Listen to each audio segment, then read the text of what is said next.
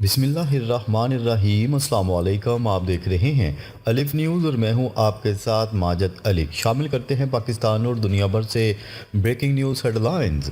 بہتر ہوگا ہم براہ راست مذاکرات کریں، ڈونلڈ ٹرمپ کی ایران کو تجویز۔ امریکی صدر ڈونلڈ ٹرمپ نے جوہری معاہدہ نہ کرنے کی صورت میں بمباری کی دھمکی کے بعد ایران کو براہ راست مذاکرات کی تجویز دے دی۔ قطری نیوز چینل الجزیرہ کی رپورٹ کے مطابق صحافیوں سے گفتگو کے دوران ڈونلڈ ٹرمپ ایران کے ساتھ براہ راست سفارتکاری کے امکان کے بارے میں پرامید نظر آئے۔ انہوں نے کہا کہ نہیں لگتا کہ ایران امریکہ سے براہ راست بات چیت کرنے کا خواہاں ہے۔ میرے خیال میں یہ بہتر ہوگا کہ ہم براہ راست بات چیت کریں۔ اگر آپ ثالثی کریں تو دوسرے فریق کو بہتر سمجھ سکتے ہیں۔ گزشتہ ماہ ڈونلڈ ٹرمپ نے ایران کو ایک خط ارسال کیا تھا جس میں انہیں جوہری پروگرام سے متعلق بات چیت کا مطالبہ کیا گیا تھا، جبکہ انہوں نے تہران کو حملوں کی دھمکیاں بھی دی تھیں۔ تاہم ایران نے امریکہ کے ساتھ براہ راست مذاکرات کے امکان کو مسترد کرتے ہوئے کہا تھا کہ وہ بلا واسطہ سفارتکاری پر رضامند ہے۔ آیا یہ واضح نہیں ہو سکا کہ ایران نے واقعی اپنا موقف تبدیل کیا ہے یا ڈونلڈ ٹرمپ اس کے موقف کے بارے میں قیاس آرائیاں کر رہے ہیں؟ چند روز قبل امریکی صدر نے NBC نیوز کے ساتھ ٹیلی فون پر انٹرویو میں کہا تھا کہ امریکی اور ایرانی حکام سے اس حوالے سے آپس میں بات چیت کر رہے ہیں۔ انہوں نے کہا تھا کہ اگر ایران نے معاہدہ نہیں کیا تو بمباری ہوگی۔ اگر وہ معاہدہ نہیں کرتا تو میں اس پر ٹیرف بھی عائد کروں گا، جیسا کہ میں نے 4 سال پہلے بھی کیا تھا۔ بعد ازاں روس نے امریکہ کو خبردار کیا تھا کہ اگر ایران کے جوہری ڈھانچے پر حملے کیے گئے تو یہ اس کے تباہ کن نتائج ہوں گے۔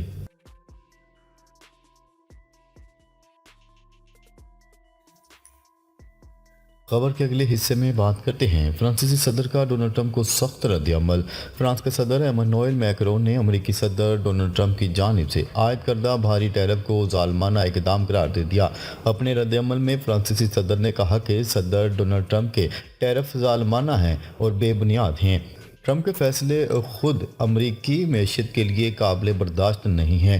میکرون نے کہا یورپی یونین کی تجارتی مارکیٹ امریکہ سے بڑی ہے۔ ٹرمپ کے محصولات کے جواب میں یورپ کو متحد ہونا پڑے گا۔ امریکی صدر کے ٹیرف کے بعد سے دنیا بھر کے ممالک نے شدید رد عمل دیتے ہوئے اسے تجارتی جنگ قرار دے دیا، جس کے باعث نئی تجارتی چپکلش کا خدشہ پیدا ہو گیا۔ بین الاقوامی سطح پر سخت رد عمل سامنے آ رہا ہے۔ چین نے اسے بلیک میلنگ قرار دے دیا اور جوابی اقدامات کا عزم ظاہر کر دیا ہے۔ چینی وزارت خارجہ کا کہنا ہے کہ اس سے بین الاقوامی تجارت، اقتصادی ترقی اور ترسیلات کو خطرہ ہوگا۔ یورپ نے امریکی ٹیرف کو تجارتی جنگ قرار دیا ہے۔ یورپین کمیشن کے صدر نے امریکی ٹیرف کو بین الاقوامی معیشت پر بڑا حملہ قرار دیا۔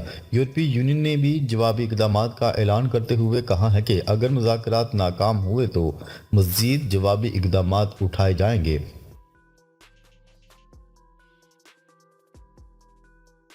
خبر کے اگلے حصے میں بات کرتے ہیں ہنگری نے عدالتی فیصلے کی دھجیاں اڑا دیں، نیتن یاہو کو گرفتار کرنے کی بجائے پرتپاک استقبال۔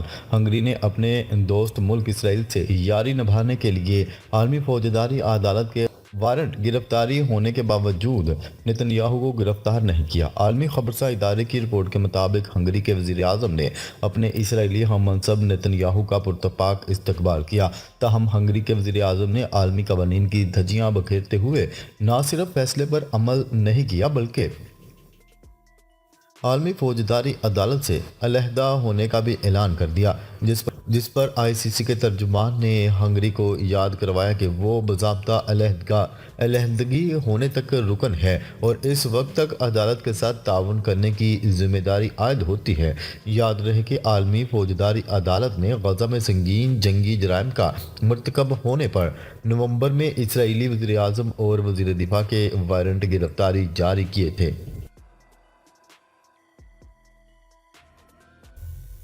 خبر کے اگلے حصے میں بات کرتے ہیں ٹرمپ کے جوابی ٹیرف پر عالمی برہمی۔ مختلف ممالک نے منسوخی کا مطالبہ کر دیا۔ امریکی صدر ڈونلڈ ٹرمپ کے دنیا کے مختلف ممالک پر جوابی ٹیرف عائد کرنے کے اعلان پر عالمی سطح پر شدید رد عمل دیکھنے میں آ رہا ہے۔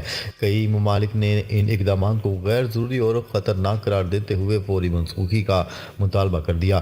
کینیڈا کے وزیر اعظم مارک کارنی نے امریکی ٹیرف کے خلاف جوابی اقدام کا اعلان کر دیا، جبکہ آسٹریلیا نے اسے اسے غیر ضروری قرار دے دیا۔ اطالوی وزیر اعظم کا کہنا ہے کہ یورپی یونین پر امریکی ٹیرف غلط ہیں، جبکہ آئرلینڈ نے زور دیا کہ یورپی یونین کو مناسب جواب دینا چاہیے۔ چینی وزارت خارجہ کے مطابق امریکہ کے نئے ٹیرف عالمی اقتصادی ترقی کو نقصان پہنچائیں گے اور اس سے خود امریکی معیشت اور سپلائی چین متاثر ہوگی۔ چین نے امریکہ سے فوری طور پر ان ٹیرف کو منسوخ کرنے کا مطالبہ کیا ہے۔ خبر کے اگلے حصے میں بات کرتے ہیں۔ ملک میں مارشل لا کا نفاذ، جنوبی کوریا کی آئینی عدالت نے صدر کو عہدے سے ہٹا دیا۔ جنوبی کوریا کی آئینی عدالت نے ملک میں مارشل لا کے نفاذ پر معزول صدر یون سک یول کو عہدے سے ہٹا دیا۔ غیر ملکی خبرساں ادارے کی رپورٹ کے مطابق جنوبی کوریا کی آئینی عدالت کے 8 ججز نے متفقہ فیصلہ سناتے ہوئے سابق صدر یون سک یول کے خلاف مواخذے کی توثیق کر دی۔ جنوبی کوریائی آئینی عدالت نے کہا کہ مارشل لا کے اعلان پر فوج کو پارلیمنٹ بھیجنے سے آئین کی خلاف ورزی ہوئی۔ صدر کی غیر آئینی غیر قانونی کارروائیاں جمہوریت کے لیے خطرہ تھی۔ عدالت نے کہا کہ یون سک یول نے فوج کو سیاسی مقاصد کے لیے استعمال کیا۔ خبرساں ایجنسی کی رپورٹ کے مطابق جنوبی کوریا میں 60 دن کے اندر نیا صدارتی انتخاب کروایا جائے گا۔ یاد رہے کہ جنوبی کوریا کے صدر یون سک یول نے 3 دسمبر 2024 کو ملک میں مختصر مارشل لا لگایا تھا، جس کے خلاف اپوزیشن کی جانب سے تحریک عدم اعتماد پیش کی گئی تھی۔ اپوزیشن جماعت کے صدر کے مواخذے کی پہلی تحریک ناکام ہوئی تھی، جس پر اپوزیشن اتحاد کی جانب سے دوسری بار صدر کے مواخذے کی تحریک پیش کی گئی، جسے منظور کر لیا گیا اور صدر کو عہدے سے ہٹا دیا گیا۔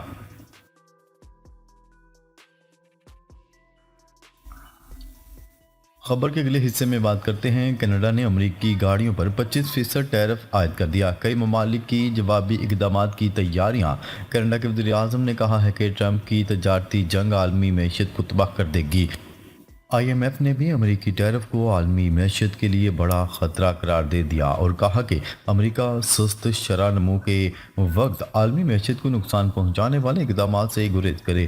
یورپی یونین نے امریکی ٹیرف کو عالمی معیشت کے لیے بڑا دھچکا قرار دیتے ہوئے جوابی اقدامات کی تیاری کا اعلان کر دیا۔ فرانسیسی حکومت نے کہا کہ یورپ کے ساتھ مل کر ٹرمپ ٹیرف کا جواب دیں گے۔ خبر کے اگلے حصے میں بات کرتے ہیں۔ یو ایس ایڈ بند کرنے کی تیاری مکمل۔ ستمبر تک تمام سفارتکار ملازمین فارغ ہو جائیں گے۔ امریکی ادارہ برائے بین الاقوامی امداد یو ایس ایڈ کے 2 سابق اعلیٰ عہدیدار اور صورتحال سے باخبر ذرائع نے بتایا ہے کہ ایلون مسک کی لاگت میں کٹوتی کرنے والی ٹیم یو ایس ایڈ کو ختم کرنے کے فیصلے کو حتمی شکل دے رہی ہے، جو ہزاروں مقامی کارکنوں، امریکی سفارتکاروں اور سرکاری ملازمین کو برطرف کرنے کا حکم دینے والی ہے۔ غیر ملکی میڈیا کی رپورٹ کے مطابق کانگریس کو آگاہ کیا گیا کہ یو ایس ایڈ کے اپنے تقریباً تمام ملازمین کو ستمبر تک برطرف کیا جا رہا ہے۔